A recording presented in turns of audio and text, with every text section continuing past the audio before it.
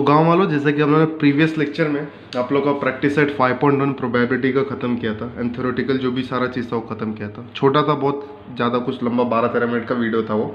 आज हम लोग प्रैक्टिस सेट 5.2 कंप्लीट करेंगे। ये भी छोटा सा है ना, लेकिन इसकी थोड़ी जो इम्पोर्टेंट्स है, जो बेसिक जो इसका प्रैक्टिस सेट से रिलेटेड है वो मैं आप लोगों को पहले बताऊंगा। और स्टार्ट करने से पहले मैं आपको ये बोल रहा हूँ ना कि ये वीडियो जब एंड होगा, हाँ, या तो डिस्क्रिप्शन बॉक्स में पहले जाइए और जो इसका बेसिक है ना, एक इवन नंबर, प्राइम नंबर, सारे क्या होते हैं ना, वो उसका वीडियो मैंने बना कर रखा है, वो ज़रा सा देखिए, है ना। पूरा वीडियो देखने की ज़रूरत नहीं है, अगर देख भी लेगा तो बहुत बढ़िया बेसिक क्लियर हो जाएगा।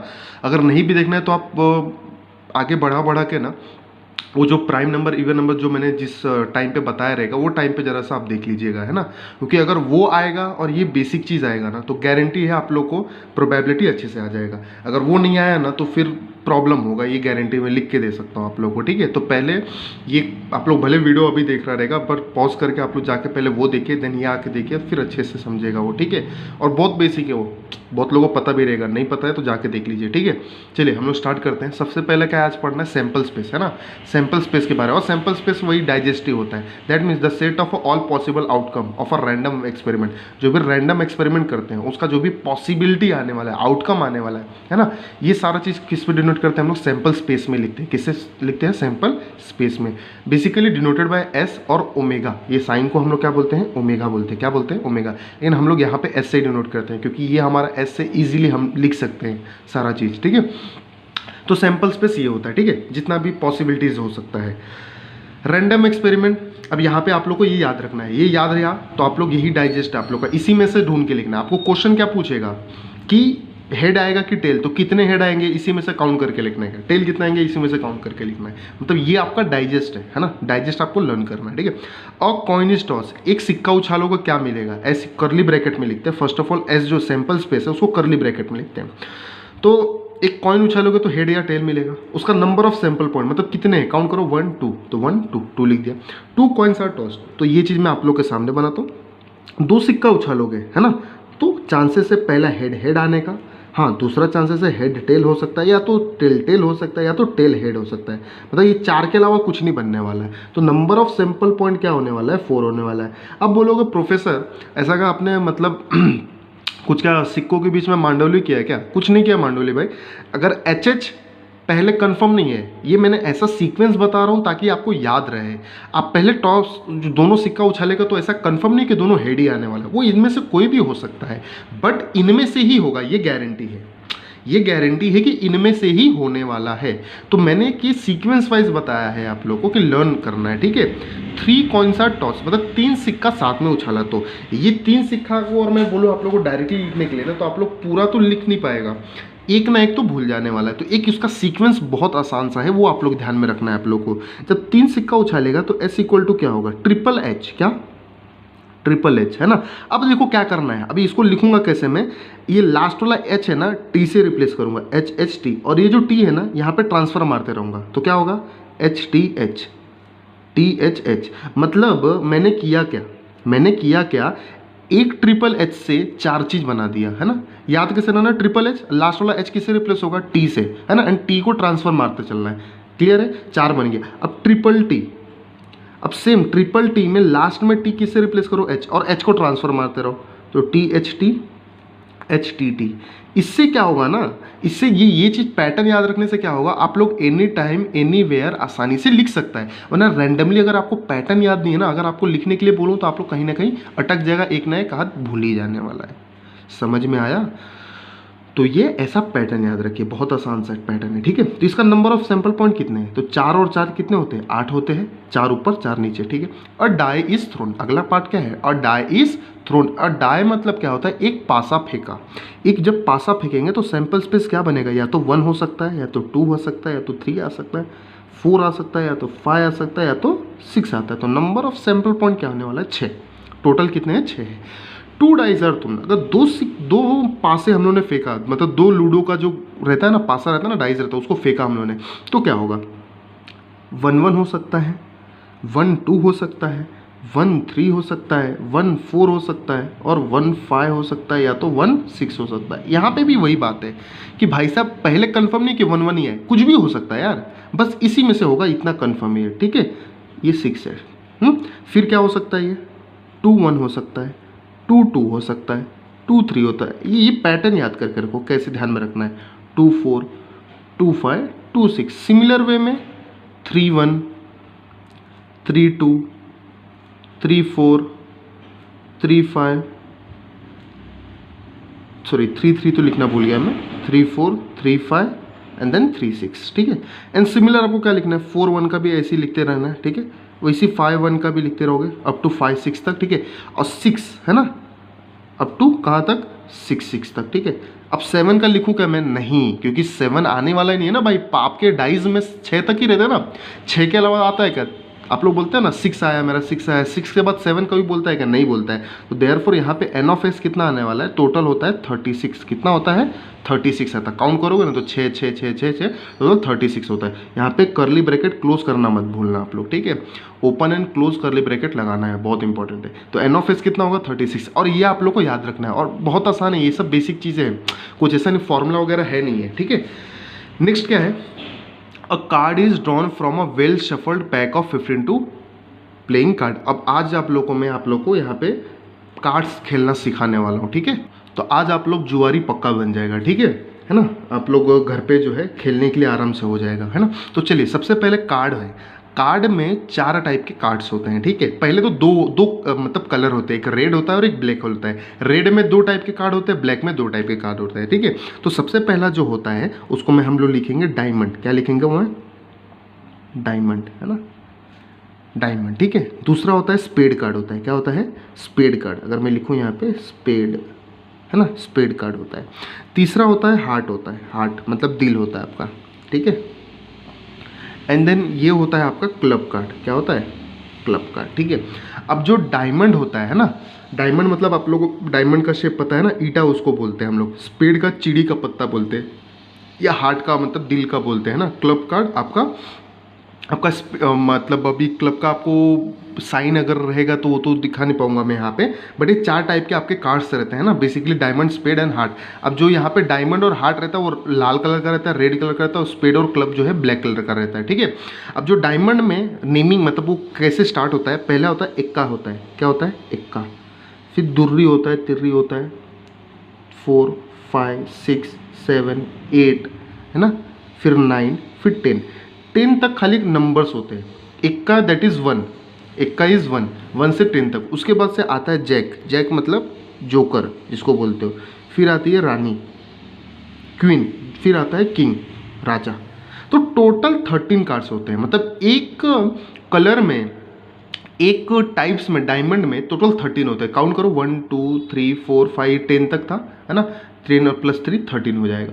तो सब में 13 13 प्लस करके 52 होता है। स्पीड में भी सेम स्टार्ट होगा, इक्का, है ना, दुर्री तिरी, मतलब ये सेम मैं लिख सकता हूँ, ये सेम जो है एज यूजुअल मैं लिख सकता हूँ। समझ रहे, सब सेम रहने वाला है।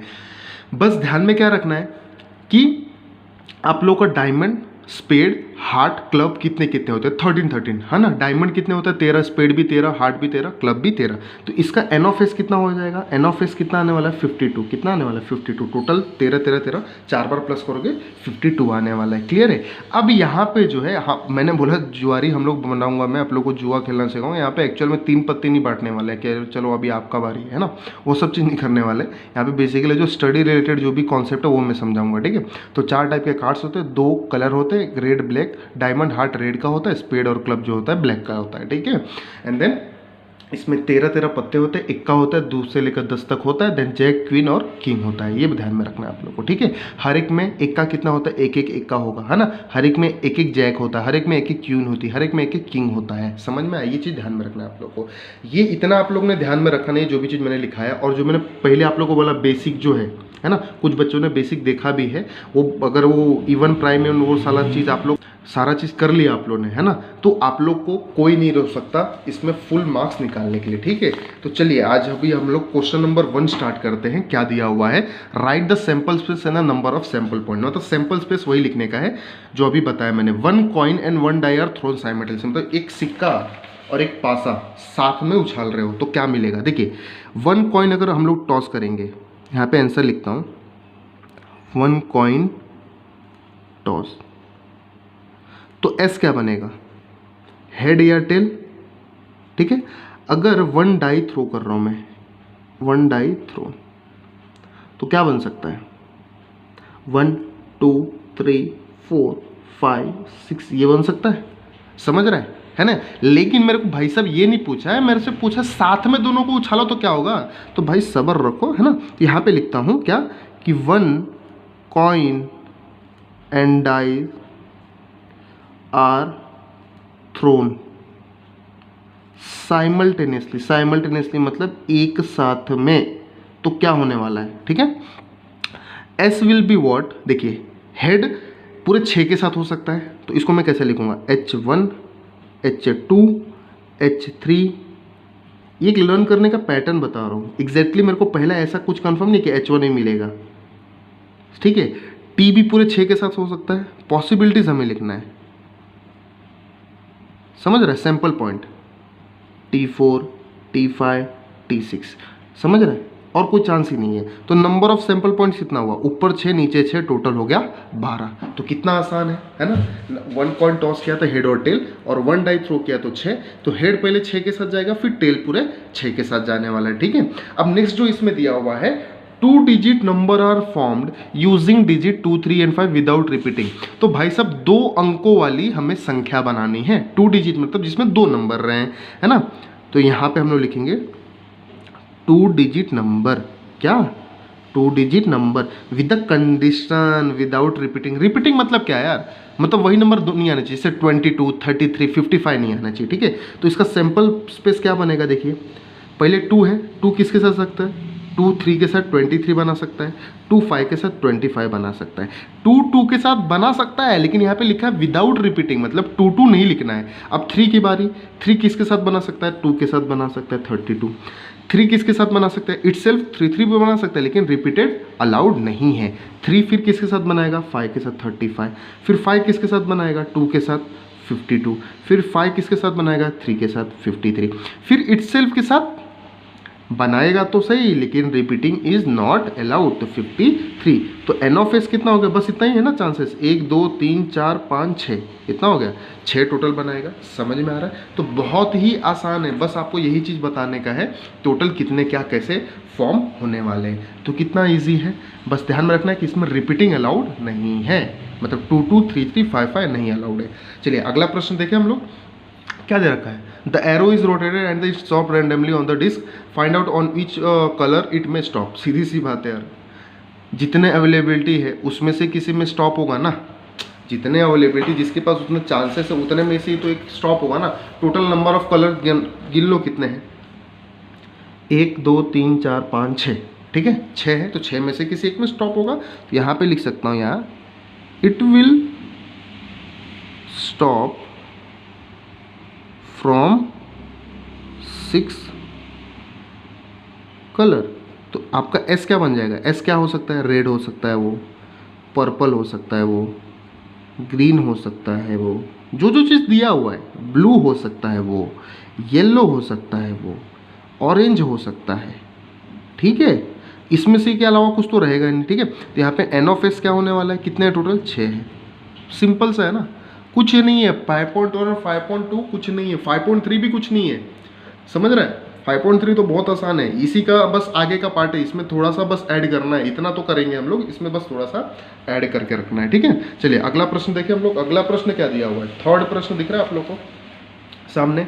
इन the month of March 2019 find the days on which date is multiple of 5।